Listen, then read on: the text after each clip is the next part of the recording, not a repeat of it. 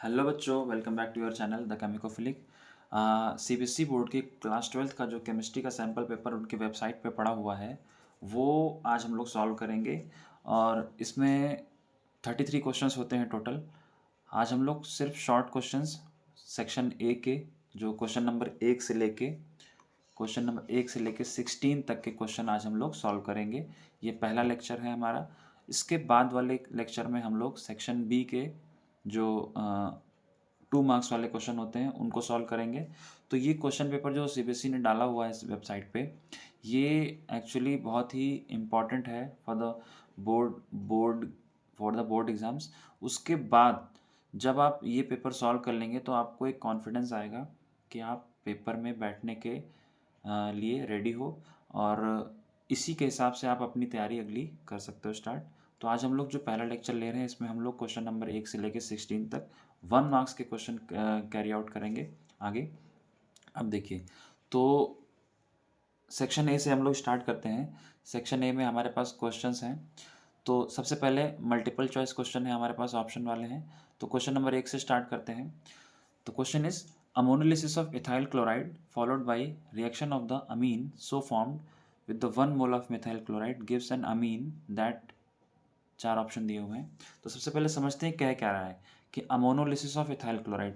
Ammonolysis क्या होता है कि अमोनोलिसिस में अगर आप देखेंगे तो जैसे इथाइल क्लोराइड की करानी है तो मान लीजिए हमारे पास है C2H5Cl, ठीक है। अब C2H5Cl की अमोनोलिसिस करानी है, मतलब इसकी रिएक्शन किससे करानी है? अमोनिया से। तो अमोनिया से अगर आप रिएक्शन कराओगे तो क्या होगा कि यहाँ का एक हाइड्रोजन हट के, मतलब ये हेलोजन हट जाएगा और यहाँ से एक hydrogen, so this will form C2H5 and NH2, ठीक है, ये बन जाएगा। तो पहली लाइन क्या होगी? Ammonolysis of ethyl chloride followed by reaction of. Ammonolysis हो गई इथाइल क्लोराइड की। अब followed by the reaction of amine so form, जो अमीन बनी है इसकी reaction with 1 mole of ethyl chloride. तो इसकी रिएक्शन अगर हम 1 मोल ऑफ इथाइल क्लोराइड, मतलब सॉरी मिथाइल क्लोराइड से कराएंगे, सो दिस इज CH3Cl। इसके साथ जब इसकी रिएक्शन कराएंगे तो ये क्या बनाएगा? इसके साथ जब इसकी रिएक्शन कराएंगे तो ये बनाएगा, यहाँ का एक हाइड्रोजन और हट जाएगा और एक हाइड्रोजन हटेगा, यहाँ का Cl हटेगा, तो ये क्या बना लेगा?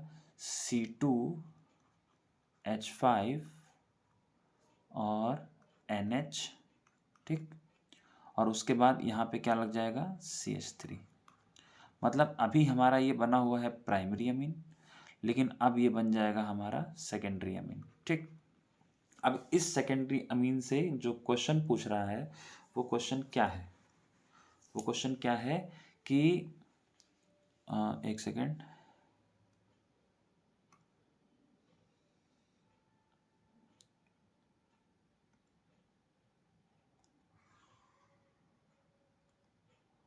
क्वेश्चन हमारा ये है कि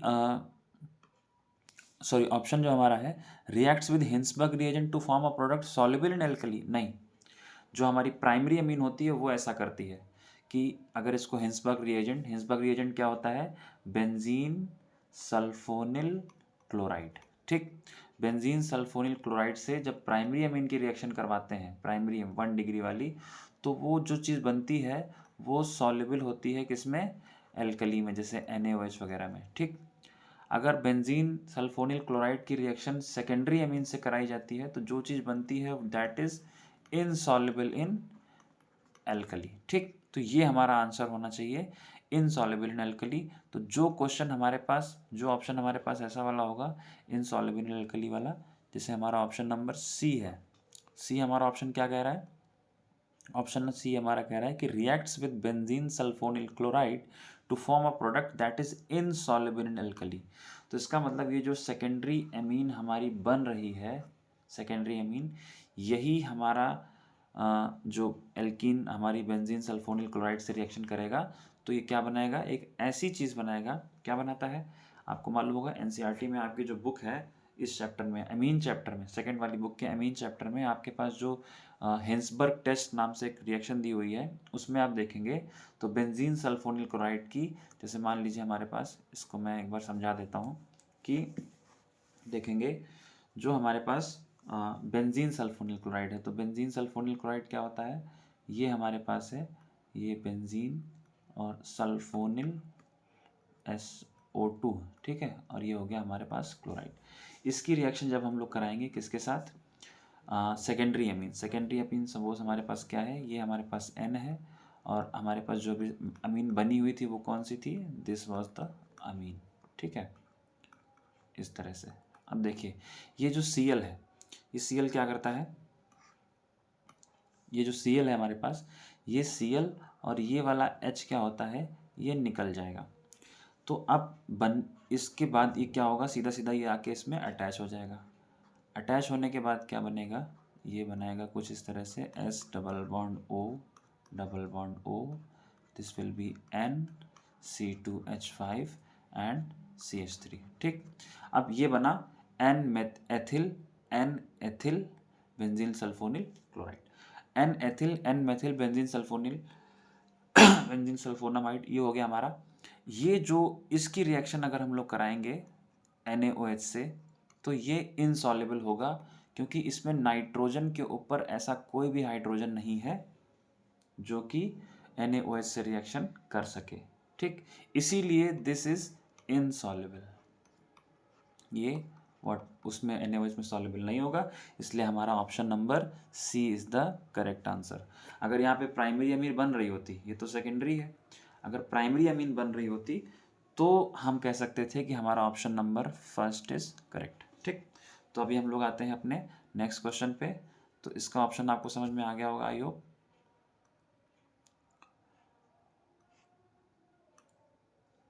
ओके, सो हमारा नेक्स्ट क्वेश्चन है कि विच of the following has the highest dipole moment, highest dipole moment. तो हमारे पास ऑप्शन दिए हुए हैं, मेथिल हैलाइड्स दिए हुए हैं, CH3F, CH3Cl, CH3Br and CH3I। अब आपको एक चीज़ मालूम है कि डाइपोल मोमेंट के लिए हमारे पास dipole moment that is mu, जो हमारा होता है चार्ज इनटू डिस्टेंस होता है, ठीक। चार्ज मतलब हमारा क्यू जो भी है, चार्ज ऑफ सेपरेशन वाला, और डिस्टेंस के हिसाब से, डिस्टेंस से मल्टीप्लाई करके हम लोग म्यू निकालते हैं, मतलब डाइपोल मोमेंट निकालते हैं। तो अगर हम लोग चार्ज के हिसाब से देखें तो जो हमारे पास ये वाला है, कौन है, ये जो हमारे पास फ्लोरीन है, तो fluorine is highly electronegative. Highly electronegative होने की वजह से क्या होगा कि ये सबसे ज़्यादा चार्ज अपनी ओर, मतलब इलेक्ट्रॉन का डिस्प्लेसमेंट अपनी ओर करेगा, इसके ऊपर मैक्सिमम नेगेटिव चार्ज होगा as compare to other halogens. तो सबसे कम किसके पास होगा, सबसे कम हमारा होगा आयोडीन के पास, ठीक। उस हिसाब से चार्ज के हिसाब से देखते हैं तो हमारे पास फ्लोरीन वाला ही सबसे ज़्यादा होना चाहिए था, ठीक। लेकिन क्या होता है, इन दोनों में एक क्लैश होता है।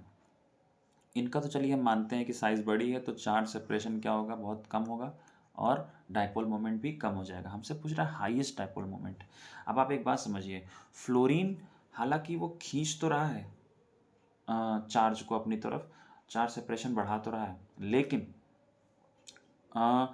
इलेक्ट्रोनेगेटिविटी हाईएस्ट होने के बावजूद ये जो फ्लोरीन है, ये साइज़ में इतना छोटा है कि ये जो बॉन्ड लेंथ है, क्लोरीन मतलब कार्बन और फ्लोरीन के बीच की जो बॉन्ड लेंथ है, ये थोड़ी क्या हो जाती है, शॉर्ट हो जाती है। शॉर्ट क्या हो जाती है, आपको मालूम ही है कि अगर परमाणु मतलब एटम छोटा है तो बॉन्ड लेंथ क्या होती है, छोटी होती है। और क्लोरीन का साइज़ चूँकि फ्लोरीन से बड़ा है, तो ये बॉन्ड लेंथ क्या होती है, ज़्यादा। अब चूँकि हमारे पास डाइपोल मोमेंट जो है, ध्यान से समझिएगा, डाइपोल मोमेंट चार्ज और डिस्टेंस दोनों के मल्टीप्लिकेशन से मिल रहा है। तो हम सिर्फ चार्ज का नहीं देख सकते कि फ्लोरीन का चार्ज ज़्यादा है इसलिए इसका डाइपोल मोमेंट ज़्यादा होगा। अब चूंकि ये वैल्यू बेस्ड एक क्वेश्चन है कि एक वैल्यू इसमें आपको ध्यान रखनी पड़ेगी कि इस केस में क्लोरीन वाले का मतलब जो मेथिल क्लोराइड है, इसका डाइपोल मोमेंट क्या हो जाता है, ज़्यादा हो जाता है, क्योंकि यहाँ पे बॉन्ड लेंथ क्या है, लंबी है, ठीक। बॉन्ड लेंथ लंबी होने की वजह से चार्ज वाला फैक्टर भी इसके ऊपर, मतलब चार्ज वाले फैक्टर के ऊपर ये बॉन्ड लेंथ क्या कर जाती है, डोमिनेट कर जाती है, ठीक। फ्लोरीन वाले में डिस्टेंस कम है इसलिए म्यू की वैल्यू क्या आ रही है, कम। लेकिन क्लोरीन वाले में डिस्टेंस ज़्यादा है इसलिए म्यू की वैल्यू क्या आ रही है, ज़्यादा। हालांकि यहाँ पे चार्ज कम होगा लेकिन डिस्टेंस ज़्यादा होने की बजाय मतलब डिस्टेंस ज़्यादा होने की वजह से ये जो मल्टीप्लिकेशन करके टोटल वैल्यू आएगी क्यू और डी की, ये ज़्यादा हो जा रही है किसकी, क्लोरीन वाले की। इसलिए यहाँ पे ध्यान दीजिएगा, ये ऑप्शन नंबर सेकंड वाला मेथिल क्लोराइड, ये ऑप्शन आपका सही होगा। अब चूंकि ये थोड़ा सा ध्यान रखने वाला क्वेश्चन है, इसमें आपको लॉजिक भी लगाना है और कुछ चीज़ें ध्यान भी रखनी है, ठीक है। तो नेक्स्ट क्वेश्चन में हम लोग चलते हैं। हमारा अगला क्वेश्चन है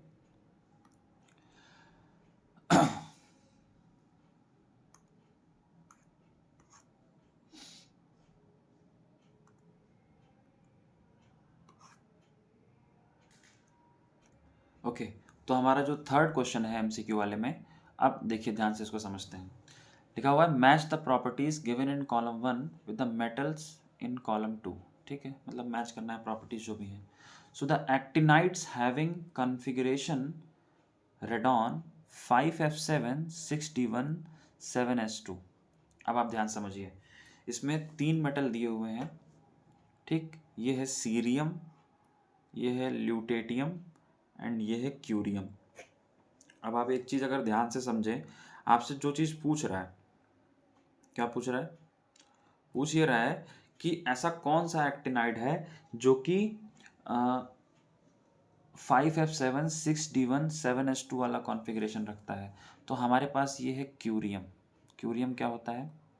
क्यूरियम हमारे पास है, और इसका जो हमारा क्या नाम है, ये एक चीज़ जो एटॉमिक नंबर होता है, एटॉमिक नंबर क्या होता है इसका? 96, ठीक। और इसका जो हम लोग इलेक्ट्रॉनिक कॉन्फ़िगरेशन लिखेंगे, ये क्या, वो होगा रेडॉन, ठीक। उसके बाद 5F7 6D1 एंड 7S2, ये हमारा कॉन्फ़िगरेशन है क्यूरियम का। तो ये हमारा जो फर्स्ट ऑप्शन है, ये मैच कर रहा है हमारा सी से, ठीक है। फर्स्ट ऑप्शन हमारा मैच कर रहा है किससे? सी से। अब देखिए, lanthanide which has 4F14 electronic configuration in +3 oxidation state. तो लैंथेनाइड हमारे पास मान लीजिए ये वाले हैं, तो अब इसका चेक करते हैं। ल्यूटेटियम, ल्यूटेटियम Lu, ये कितने नंबर पे आता है? 71, ये 71 पे आता है। 71 वाले में क्या होगा? इसका कॉन्फ़िगरेशन हो जाएगा जेनॉन, ठीक, जेनॉन 4F14 5D1 और 6S2, ये हमारा कॉन्फ़िगरेशन है 4F14 5D1 और 6S2। ये कितने मतलब हाँ, एक और चीज़ ये नहीं पूछ रहा है, ये पूछ रहा है कि +3 ऑक्सीडेशन स्टेट में कितनी मतलब 14 इलेक्ट्रॉन किस में होंगे +3 ऑक्सीडेशन स्टेट में। तो जब इसके 3 इलेक्ट्रॉन मतलब Lu+3 अगर हम लोग देखेंगे, Lu+3 में कितने इलेक्ट्रॉन हो जाएंगे? जब +3 वाला देखेंगे Lu+3, इसका मतलब इसमें कितने इलेक्ट्रॉन निकल जाएंगे? 3 इलेक्ट्रॉन निकल जाएंगे। तो ये आउटर मोस्ट शेल से देखिए, सब शेल, ये हमारा 2 इलेक्ट्रॉन यहाँ से निकल जाएगा और 1 इलेक्ट्रॉन यहाँ से निकल जाएगा। तो इतना पूरा ये हमारा क्या हो गया? ख़त्म। क्या बचा? 14। तो 14 इलेक्ट्रॉन वाला हमारे पास कौन सा है? ल्यूटेटियम। तो ऑप्शन नंबर सॉरी सेकंड वाले का कौन सा हो गया? बी। और ऑब्वियस सी बात है, थर्ड वाले को हमारा सी ए हो जाएगा। Lanthanide which show +4 oxidation state, तो हमारे पास ये वाला एक ही है। कौन सा है? ये है सीरियम। तो हमारे जो ऑप्शंस बने वो क्या बना? वन का है सी, ठीक है, 2 का है बी और 3 का है ए। तो इसको हम लोग आगे देखते हैं। एक मिनट। ओके, तो ऑप्शंस हम लोग देखते हैं। इसमें हमारे पास नेक्स्ट पेज पे जाते हैं हम लोग। ये देखिए,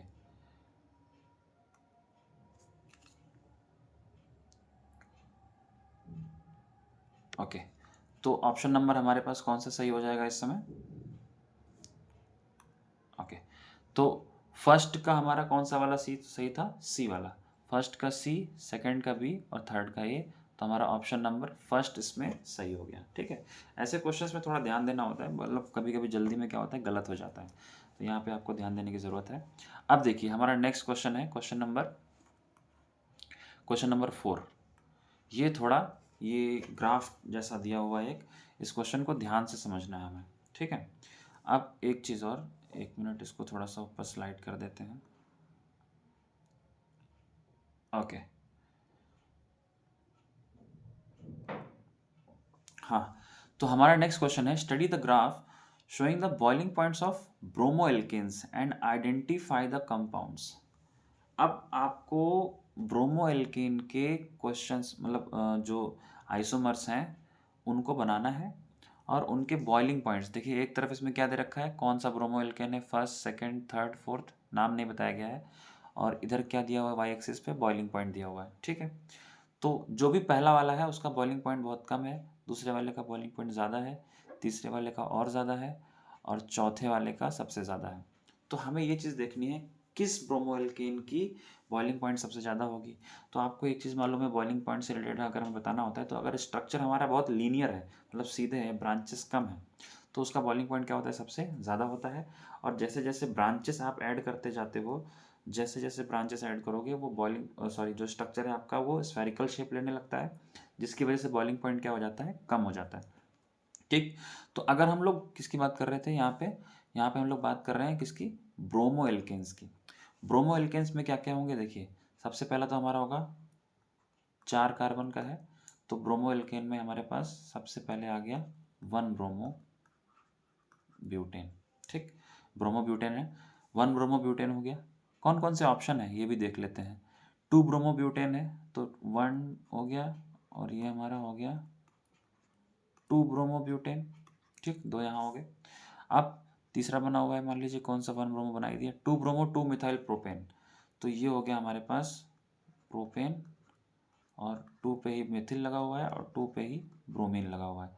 ये हाइड्रोजन आप अपने आप लगा सकते हो, ठीक है, इस तरह से। और लास्ट एक ऑप्शन कोई दिया हुआ है 1 ब्रोमो मीथेन दिया हुआ है। तो ये चीज़ ध्यान रखने वाली, इसमें तो थोड़ा सा हिंट मिल गई आपको, एक दिया हुआ है एक कार्बन वाला। एक चीज़ और होती है, एक factor responsible for the boiling point of any organic compound, that is molecular mass. अगर मॉलिकुलर मास कम है तो बॉइलिंग पॉइंट भी क्या हो जाता है, कम हो जाता है। अब इसमें आप मुझे खुद बता सकते हैं कि इसमें किसका बॉइलिंग पॉइंट सबसे ज़्यादा होगा।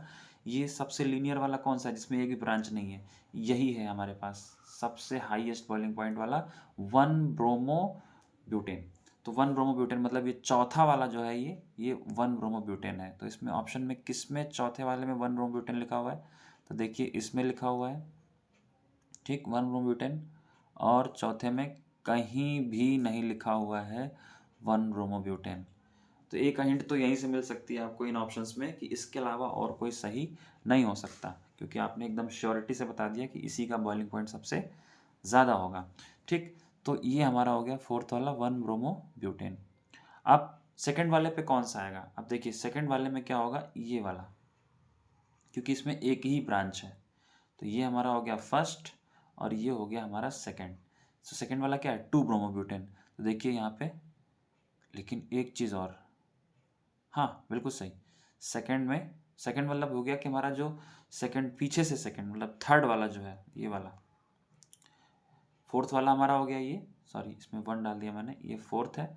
अब थर्ड वाले में क्या होगा, इसका सबसे हाईएस्ट हो गया। अब सेकंड हाईएस्ट किसका होगा, थर्ड वाले का, मतलब ये हमारा एक ही ब्रांच वाला है, तो इसका थोड़ा बॉइलिंग पॉइंट फोर्थ वाले से कम होगा। तो थर्ड नंबर पे क्या लिखा हुआ है, 2 ब्रोमोब्यूटेन, बिल्कुल सही लिखा हुआ है। अब देखिए सेकंड वाले में मतलब अब इससे कम किसका बॉइलिंग पॉइंट होगा, इससे कम इसी वाले का होगा, क्योंकि इसमें 2 ब्रांचेस हैं, इन सबका मॉलिकुलर वेट इक्वल है, लेकिन ब्रांचेस क्या है इसमें ज़्यादा है, सबसे कम इसमें, उससे कम उससे ज़्यादा इसमें, और सबसे ज़्यादा इसमें। तो ये हमारा हो गया सेकंड नंबर वाला जो ग्राफ है हमारा, सेकंड नंबर वो किसको रिप्रेजेंट कर रहा है, इस वाले को। तो इसका नाम क्या है, 2 ब्रोमो 2 मेथिल प्रोपेन। तो सेकंड नंबर पे क्या होगा, 2 ब्रोमो 2 मेथिल प्रोपेन। और फर्स्ट नंबर पे ऑब्वियस सी बात है, इसका सबसे मॉलिकुलर मास कम है, तो ये हमारा हो जाएगा 1 ब्रोमो मीथेन। तो हमारा ऑप्शन 4 मतलब जो हमारा ऑप्शन डी है, that will be the correct option for this question, ठीक है। तो ध्यान समझिएगा, बॉइलिंग पॉइंट से रिलेटेड बहुत सारे क्वेश्चन है, ग्राफ से दिया हुआ है, बहुत अच्छा क्वेश्चन है, समझने की बात है। हो सकता है कभी कभी क्वेश्चन बच्चे कर लेते हैं। अब देखिए जैसे मैंने अभी यहाँ पे 1 लिख दिया था, तो 1 हो जाता तो अभी गड़बड़ हो जाता, 1 में कहीं कुछ और हो जाता, ये वाला हो जाता। अब देखिए, तो आपने सबसे पहले ढूंढा हाईएस्ट वाला कौन सा है, तो हाईएस्ट वाला हमारे पास है ये वाला 1 ब्रोमोब्यूटेन, और ये कितने नंबर पे आ रहा है, 4 नंबर पे, तो ये चौथे वाले पे होगा, 4 नंबर पे 1 ब्रोमोब्यूटेन जहाँ पे लिखा हुआ है, टिक मार के आगे बढ़ेंगे, ठीक है। नेक्स्ट क्वेश्चन पे आते हैं हम लोग। अब देखिए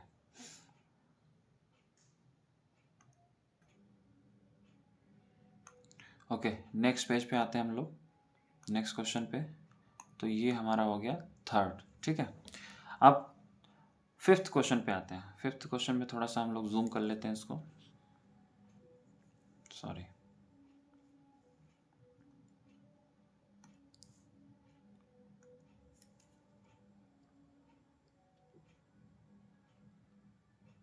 ओके, तो ये हमारा हो गया क्वेश्चन नंबर फिफ्थ। अब समझिए,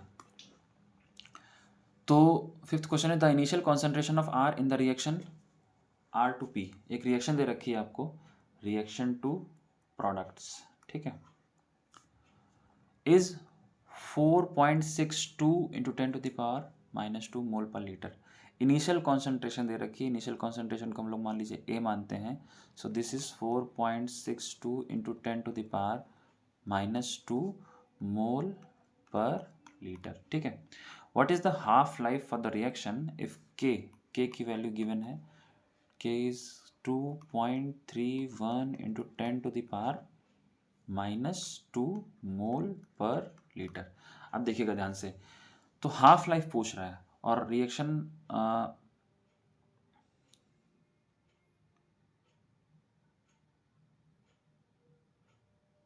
ओके, तो जो हमारा हाफ लाइफ का फॉर्मूला होता है that is t half is equal to a upon 2k, ठीक, ए अपॉन 2k। सो अब इसके बाद हम लोग क्या करेंगे, इनिशियल कॉन्सेंट्रेशन कितनी है 4.62 इंटू 10⁻⁻², अब अपॉन करके 2k मतलब 2 इंटू 2.31 इंटू 10⁻², ठीक है।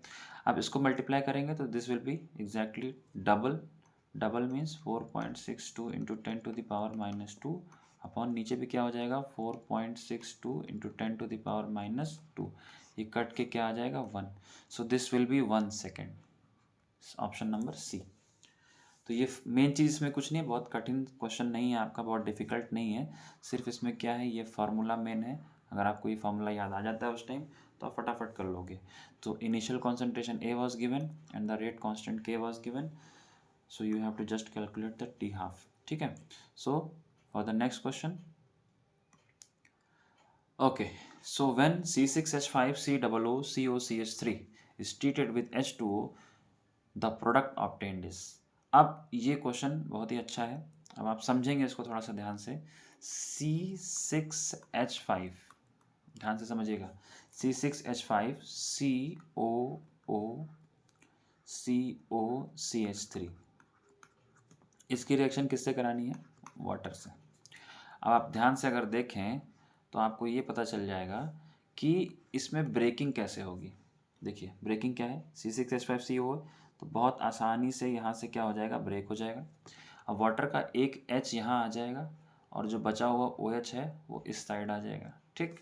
तो ये जो H इसमें जुड़ेगा तो क्या बनेगा, C6H5COO, इतना तो था ही, और ये हो गया H, ठीक।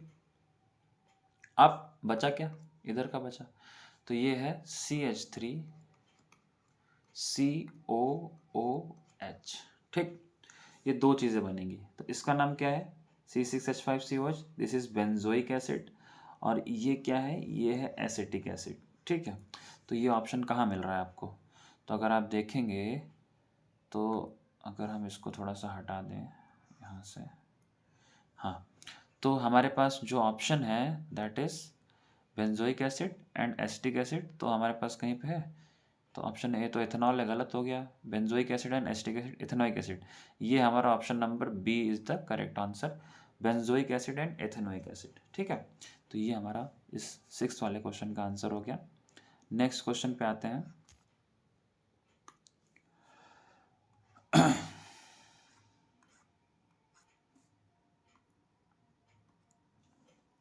नेक्स्ट क्वेश्चन थोड़ा ध्यान से समझेंगे, इसको थोड़ा सा बड़ा कर लेते हैं पहले, ओके। तो क्वेश्चन में ये दिया हुआ है कि formulation of cobalt 3 chloride ammonia complex, कुछ क्वेश्चन मतलब इसमें क्या करना है, find X and Y in the above table.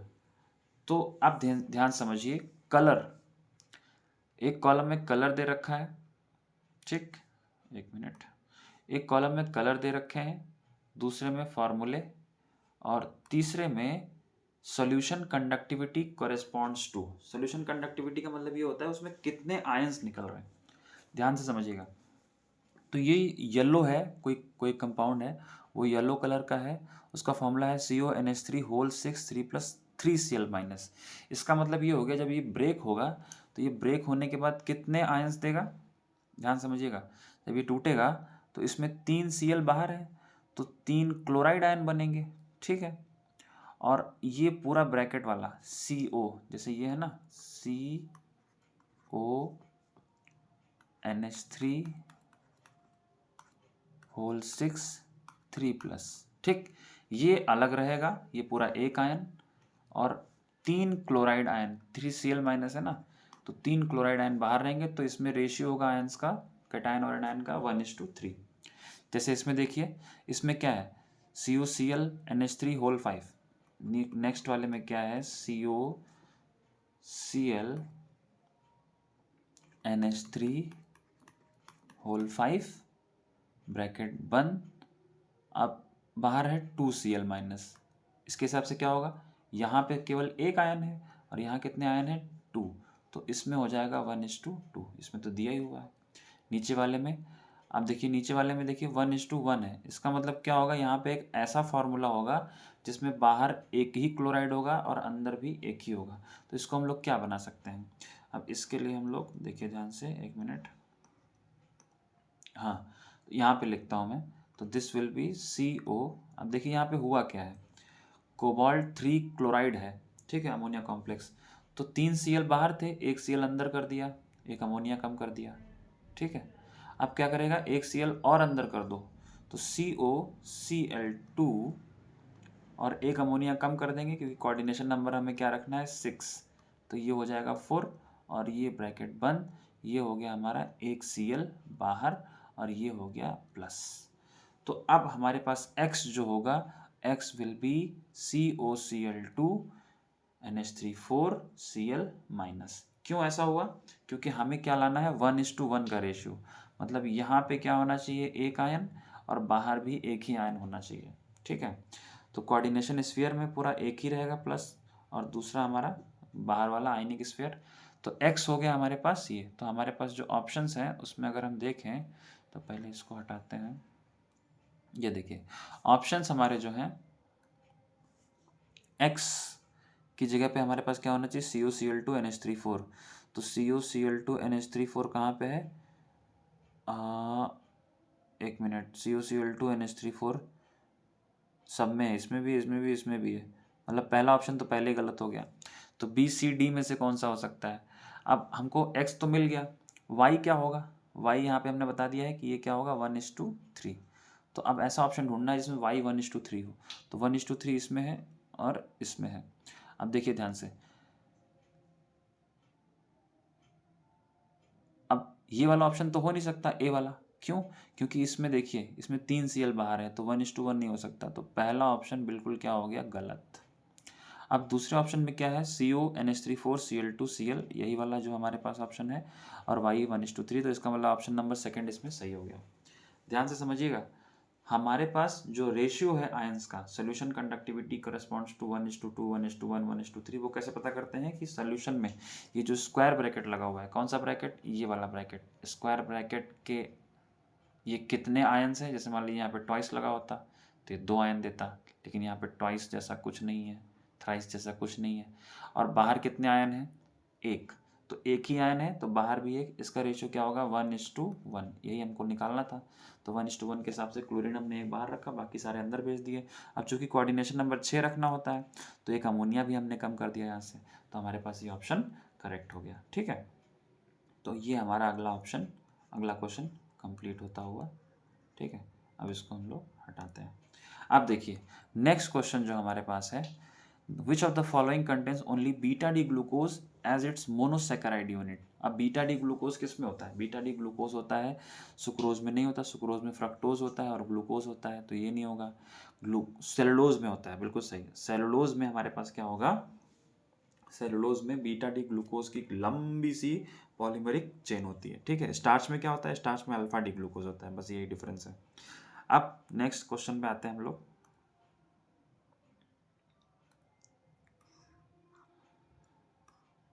Okay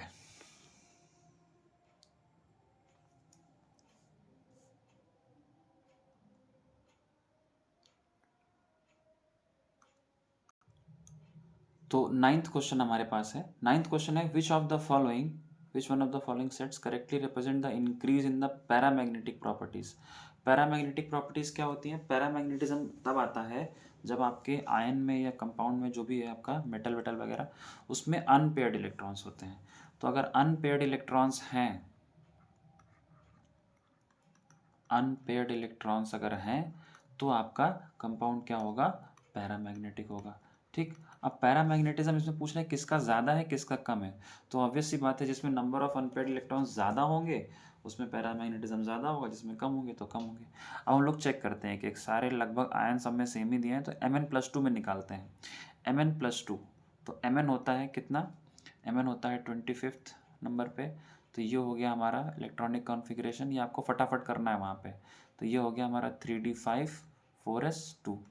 लेकिन अब इसमें अगर +2 लगाएंगे तो +2 का मतलब हो गया कि ये 2 इलेक्ट्रॉन क्या हो गए? गायब हो गए। अब आप समझिए, तो इसमें अनपेयर्ड इलेक्ट्रॉन कितने हो गए? 5 हो गए। 5 हो गए ना? ऐसे बनाएंगे अगर हम लोग 1 2 3 4, इसमें अनपेयर्ड इलेक्ट्रॉन कितने हो गए? 5, ठीक। अब क्रोमियम+3, क्रोमियम क्या है? क्रोमियम आता है कितने नंबर पे? 24 पे। तो इसका हो जाएगा आर्गन, ठीक। अब क्रोमियम होता है 3d5 4s1, तो जब इसमें से 3 इलेक्ट्रॉन निकल जाएंगे तो this will B 3d4, sorry 3d3 हो जाएगा, 3d3 4s0, क्योंकि यहाँ से 3 इलेक्ट्रॉन निकल गए ना, तो दो एक यहाँ से निकल गया और 2 यहाँ से निकल गए डी से, तो ये हो जाएगा 3d3। इसका मतलब इसमें कितने अनपेयर्ड इलेक्ट्रॉन हैं? 3। इसमें कितने थे? 5, ठीक है। अभी हम लोग अरेंज कर लेंगे किसका ज़्यादा है। Fe+2 का देखते हैं। सो Fe आता है 26 पे, तो 26 के हिसाब से अगर हम लोग +2 करेंगे तो ये हो गया आर्गन, और ये हो जाएगा 3d6 4s0। तो 3d6 का मतलब इसमें कितने इलेक्ट्रॉन हो गए अनपेयर्ड? 6 अनपेयर्ड नहीं होंगे, ध्यान रखिएगा। अब डी में 5 ही होते हैं, तो अब देखिए ध्यान से एक चीज़ कि डी में जैसे 1 2 3 4 5 और 6th इलेक्ट्रॉन यहीं पे आ गया, तो ये पेयर्ड हो गया, तो ये वाला काउंट नहीं होगा। अब अनपेयर्ड इलेक्ट्रॉन कितने बचे? 4, तो इसमें अनपेयर्ड इलेक्ट्रॉन हो गए 4। और फिर लास्ट में क्या है? टाइटेनियम, तो टाइटेनियम+3, टाइटेनियम आता है 22 नंबर पे, तो दिस विल बी आर्गन, और उसके बाद क्या होगा? 3d4s। अब टाइटेनियम होता है 3d2 4s2, लेकिन अगर हम लोग इसमें से 3 इलेक्ट्रॉन निकाल देंगे तो यहाँ पे बचेगा 3d1, 4s क्या हो जाएगा? 0, 3 इलेक्ट्रॉन निकल गए, तो इसमें आया अनपेयर्ड इलेक्ट्रॉन है। तो सबसे ज़्यादा अनपेयर्ड इलेक्ट्रॉन किस में है? Mn में। तो Mn सबसे ज़्यादा किस में है? इसमें और इसमें, तो ये Mn हो गया। उसके बाद किस में आएगा? 4 Fe। उसके बाद किस में आएगा? Chromium, 3 electron. सबसे कम किस में? तो हमारा option number 4 is the correct, ठीक है। तो क्वेश्चन नंबर 9 में 4th ऑप्शन हमारा करेक्ट हो गया है। बस इसमें आपको सिंपल से अनपेयर्ड इलेक्ट्रॉन फटाफट निकालने हैं, 1 मिनट का सवाल है ये, ठीक। नेक्स्ट क्वेश्चन पे हम लोग प्रोसीड करते हैं।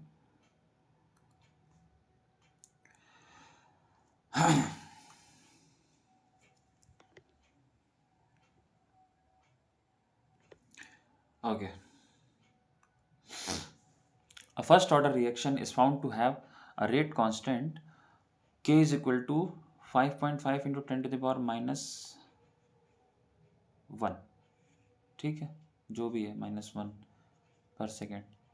The time taken for the completion of the reaction, the first order reaction is found to have the rate constant K दिया हुआ है, ध्यान समझिए, के दिया हुआ है कुछ, ठीक, 5.5 करके।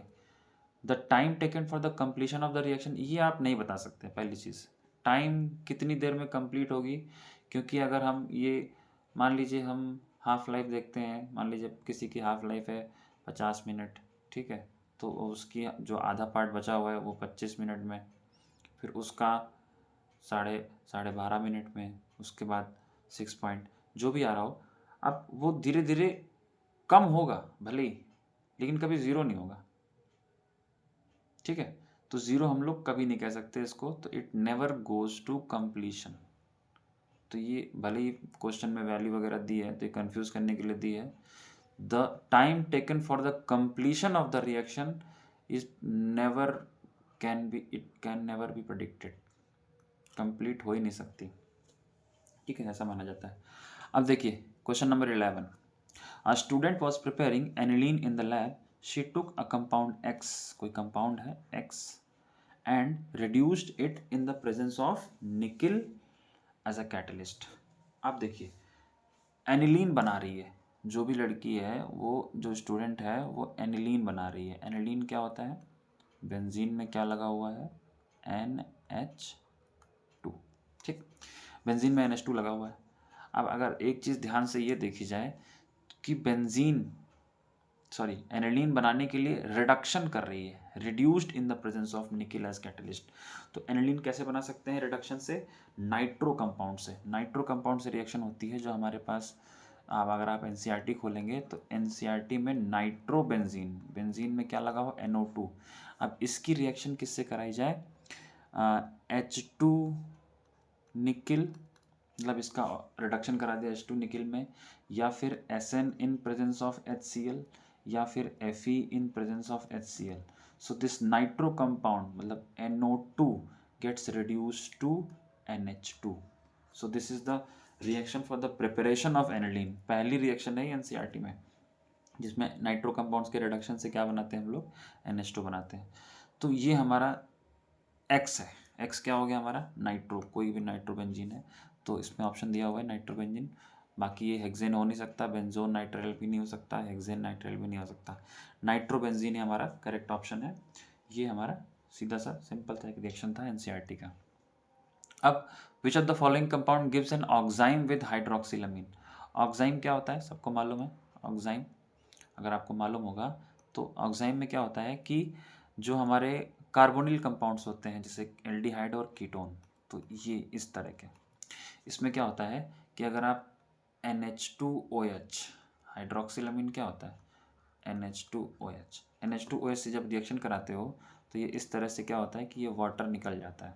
ठीक है, वाटर जब निकल जाएगा तो this compound will be like NOH। इसी को बोलते हैं क्या? ऑक्साइम। तो ये ऑक्साइम कौन फॉर्म करता है? जिसमें हमारे पास क्या हो? C डबल बॉन्ड हो, और उसमें भी कौन से वाले? एल्डिहाइड या कीटोन, बस, और कोई नहीं, ज़्यादा नहीं इसमें कि CO बीच में लगा हुआ है कहीं भी, किसी में भी नहीं। एल्डिहाइड और कीटोन के लिए होता है सिर्फ ये। ठीक है, तो इसमें देखिए इसमें एल्डिहाइड या कीटोन कोई है? ये पहला है एसीटोन, इसमें हो सकता है। ये एसिटिक एसिड है, इसमें नहीं होगा। ये क्या है? ये एसिटिक एनहाइड्राइड है, इसमें भी नहीं होगा। ये ये इथेनॉइल क्लोराइड है, ये भी, इसमें भी नहीं होगा, क्लोरीन लगा हुआ है। तो सिर्फ पहला वाला ऑप्शन है हमारे पास, क्योंकि ये कीटोन है, कीटोन वाला ऑक्साइम देता है, ये आपको मालूम होना चाहिए। ठीक, अब हम लोग आते हैं नेक्स्ट क्वेश्चन पे अपने। असर्शन रीजन, ये हमारे MCQ क्वेश्चन कंप्लीट हो गए हैं। अब हम लोग आते हैं अपने असर्शन रीजन पे।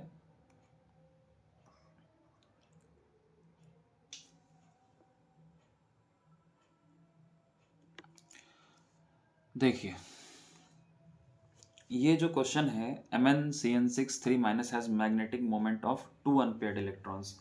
ये क्वेश्चन आपको थोड़ा सा ध्यान से समझना पड़ेगा, एक्सेप्शन टाइप का ही है कह लीजिए। देखिए MnCN6-3 में जो Mn का ऑक्सीडेशन स्टेट है वो क्या है? MnCN6-3, इसमें Mn क्या है? +3 ऑक्सीडेशन स्टेट में है। ठीक, अब +3 ऑक्सीडेशन स्टेट का मतलब ये हो गया कि इसके D में कितने इलेक्ट्रॉन होंगे? 4 इलेक्ट्रॉन्स। ठीक, अब D में 4 इलेक्ट्रॉन्स अगर हो गए, और चूंकि लीगेंड हमारी कौन सी है? स्ट्रॉन्ग, तो 1 2 3 4। अब देखिए ये हो गया हमारे पास 3D। ठीक, इसके बाद हमारे पास हो जाएगा 4S, और ये हो गया हमारे पास 4P। ठीक है, ये सब वैकेंट पड़ा रहेगा लेकिन वैकेंट रहेगा। अब 3D में कितने इलेक्ट्रॉन्स हैं? 4, तो 1 2 3 और 4। अब एक बात बताइए, अगर आपके पास, चूंकि ये ऑक्टाहेड्रल है, ऑक्टाहेड्रल कंपाउंड है, तो इसमें दो ही ऑप्शन हो सकते हैं आपके पास, या तो D2sp3 फॉर द हाइब्रिडाइजेशन या फिर sp3d2। ठीक, अब sp3d2 हो सकता है तो यहाँ से शुरू होगा, कहाँ गया ये, यहाँ से शुरू होना चाहिए, तो ये वैकेंट रह जाएगा। और अगर D2sp3 हो रहा है तो ये वाला भी इंक्लूड होना चाहिए यहाँ से हाइब्रिडाइजेशन। अब चूंकि साइनाइड एक स्ट्रॉन्ग लिगेंड है इस केस में, ठीक, तो अगर हम लोग दोनों की पेयरिंग करा देंगे, स्ट्रॉन्ग लिगेंड क्या करता है, पेयरिंग करा देता है इलेक्ट्रॉन्स की, उसके बाद लिगेंड्स अपना इलेक्ट्रॉन डोनेट करना शुरू करते हैं। तो ये साइनाइड अगर दोनों इलेक्ट्रॉन पेयर करा देगा तो 3D में वैकेंट हो जाएंगे, तो D3sp2 ऐसा करके कुछ होता नहीं हाइब्रिडाइजेशन। ठीक है, तो यहाँ पे आपको एक चीज़ ध्यान रखनी है कि यहाँ पे सिर्फ ये वाला इलेक्ट्रॉन, ये क्या होगा, ये पेयर हो जाएगा। ठीक, तो जब ये वाला इलेक्ट्रॉन पेयर होगा तो ये कुछ इस तरह से हो जाएगा, देखिएगा ध्यान से, 1 2 ये पेयर हो गए और बाकी के 2 इलेक्ट्रॉन ऐसे ही रहेंगे। ठीक है, तो अब यहाँ पे क्या होगा कि अब जो हमारा हाइब्रिडाइजेशन है वो कुछ इस तरह से हो जाएगा, क्या हो जाएगा, 2 पेयर्ड, मतलब ये पेयर हो गए और ये अनपेयर्ड रहेंगे। अब देखो ये हमारा हाइब्रिडाइजेशन, अब S आगे और P उसके बाद वाला, ये कुछ इस तरह से हो जाएगा। तो D2sp3 ये हमारा हाइब्रिडाइजेशन हो गया। तो असर्शन में क्या कह रहा है कि MnCN63 minus has magnetic moment of 2 unpaired electrons. तो इसमें 2 अनपेयर्ड इलेक्ट्रॉन्स हैं, हाँ बिल्कुल 2 अनपेयर्ड इलेक्ट्रॉन्स हैं। ठीक है, मानते हैं भैया। while MnCnCl63 minus has paramagnetic moment of 4 unpaired electrons. अगर Cl6 ये वाला होता, मान लीजिए हमारे पास, अब इसको MnCl6 वाला हम लोग जो है कुछ दूसरे कलर से कर लेते हैं ये। ठीक, अब देखिए इसको हटा देते हैं। हाँ, तो ये MnCl6 है, तो ये MnCl6 Cl6 3 माइनस, इसमें क्या होगा कि इसमें भी Mn+3 होगा ऑक्सीडेशन स्टेट, यही वाला इलेक्ट्रॉनिक कॉन्फ़िगरेशन होगा। लेकिन चूंकि यहाँ पे हेलोजन है, हेलोजन कैसी लिगेंड होती है, वीक फील्ड लिगेंड है, तो वीक फील्ड लिगेंड होगी, इसका मतलब ये 4 कितने अनपेयर्ड इलेक्ट्रॉन है, 4 अनपेयर्ड इलेक्ट्रॉन है। अब ये पेयरिंग तो करा नहीं पाएंगे, अब पेयरिंग कराएंगे नहीं, तो इसका मतलब यहाँ पे हो गया 1 2 3 4, ये चारों के चारों अनपेयर्ड इलेक्ट्रॉन रहेंगे और चारों अनपेयर्ड इलेक्ट्रॉन क्या करेंगे, ये हमारा जो असर्शन है इसको करेक्ट कर देंगे और कुछ थोड़ी करेंगे, 4 अनपेयर्ड इलेक्ट्रॉन। तो असर्शन हमारा करेक्ट हो गया कि इसमें हमारे पास 2 अनपेयर्ड इलेक्ट्रॉन है और इसमें हमारे पास 4 अनपेयर्ड इलेक्ट्रॉन है। ठीक, असर्शन करेक्ट। रीजन क्या कह रहा है, MnCN6 minus 3 inner orbital complex having D2sp3, तो ये तो अभी हो गया, अभी D2sp3 है तो इनर ऑर्बिटल कॉम्प्लेक्स हो गया। On the other hand MnCl6 3 minus is the outer orbital complex involving sp3d2, ये भी सही है भाई, चूंकि यहाँ से तो ये हो नहीं सकता, ये वैकेंटे रहेगी। ठीक, इसमें भी ये वैकेंट रहेगी, तो हाइब्रिडाइजेशन कहाँ शुरू होगा, sp3 और आगे वाला यहाँ का D। ठीक, यहाँ का D ये शुरू हो जाएगा। ठीक, तो ये हमारा हो गया MnCl6 minus 3 outer orbital complex और CN6 जो है वो हमारा इनर ऑर्बिटल कॉम्प्लेक्स है। तो हमारा असर्शन भी सही है और रीजन भी सही है, ये चीज़ आप यहाँ पे दिख रही है। ठीक है, तो हमारा इसमें ऑप्शन हो गया both A and R are true and R is the correct explanation of A। ठीक है, अब नेक्स्ट क्वेश्चन पे आते हैं हम लोग। 14th, for strong electrolytes there is slow increase in molar conductivity with the dilution and can be expressed by the equation lambda m। इसको थोड़ा सा जूम कर लेते हैं।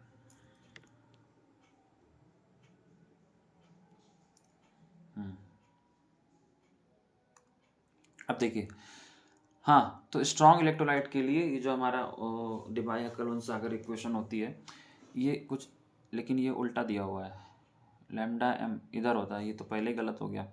गलत इसमें ये हो गया कि ये इक्वेशन कुछ इस तरह से होती है, lambda M is equal to lambda M not minus A C under root, मतलब अंडर रूट सी की पावर हाफ लिखा हुआ है, तो ये तो गलत हो गया। द वैल्यू ऑफ कांस्टेंट ए, मतलब ये जो कांस्टेंट है for NaCl, CaCl2 and MgCl4 in given solvent at a given temperature is different. ठीक है, ऑब्वियस बात है, हर इलेक्ट्रोलाइट के लिए अलग अलग होता है।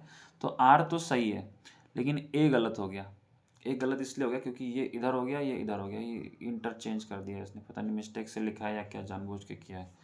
अगर जानबूझ के किया है तो इसमें कौन सा वाला सही होगा, ए गलत आर सही, मतलब डी वाला ऑप्शन सही। A is false but R is true.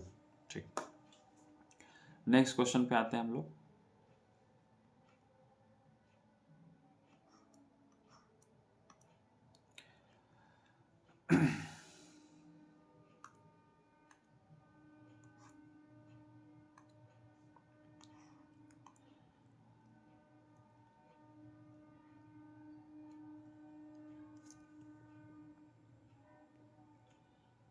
Last के 2 क्वेश्चन बचे हुए हैं आज के लेक्चर के लिए। अब देखिए,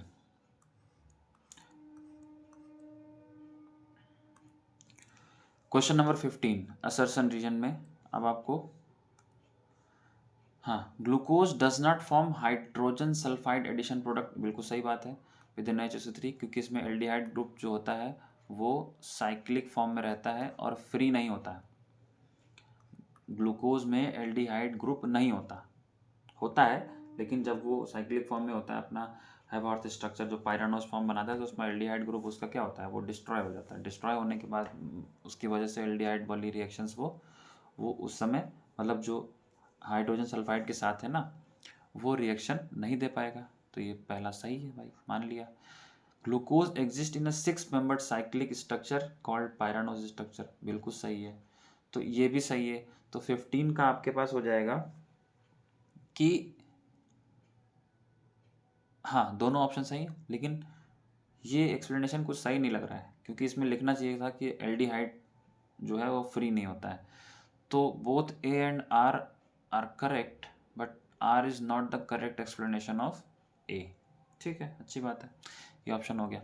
अगर यहाँ पे लिखा होता कि एल्डिहाइड ग्रुप जो होता है वो सही मतलब वो फ्री नहीं है, इसलिए वो नहीं रिएक्ट करता है, तो वो ए ऑप्शन सही हो जाता है उसमें। 16th क्वेश्चन देखते हैं। The half life for a zero order reaction is independent of the initial concentration of the reactant. Half life of the zero order reaction जो होती है, अभी हम लोगों ने एक क्वेश्चन इससे पहले शायद अभी किया था कि for the zero order reaction t half is equal to a upon 2k, तो इसमें हो ही नहीं सकता। Half life of the zero order reaction is directly proportional to the initial concentration of the reactant, लेकिन जो फर्स्ट ऑर्डर वाला होता है वो इंडिपेंडेंट होता है। 0.693 अपॉन के जो फॉर्मूला होता है उसमें इंडिपेंडेंट होता है। इसका मतलब ये असर्शन क्या है, गलत है। और आर रीजन क्या है, for a zero order reaction rate is equal to K, ये सही है, लेकिन ये इससे कोई मतलब नहीं है इन दोनों का। इसका मतलब R is correct, A is false, ये भी ऑप्शन आपका डी सही हो गया। तो ये थे हमारे इस केमिस्ट्री के सैम्पल पेपर के इस बार के इस सेशन के, मतलब 2024-25 के सेशन के जो सैम्पल पेपर CBSE ने दिया था उसके शॉर्ट क्वेश्चंस। तो इस क्लास में सिर्फ इतना ही रखते हैं। नेक्स्ट क्लास में हम लोग सेक्शन बी के क्वेश्चन सॉल्व करेंगे फटाफट। आई होप कि आपको थोड़ा बहुत कुछ समझ में आया होगा। अगर आपको आया है तो प्लीज़ वीडियो को लाइक कर दीजिएगा, शेयर कर दीजिएगा, सब्सक्राइब कर दीजिएगा चैनल को। थैंक यू सो मच, मिलते हैं अगली क्लास में।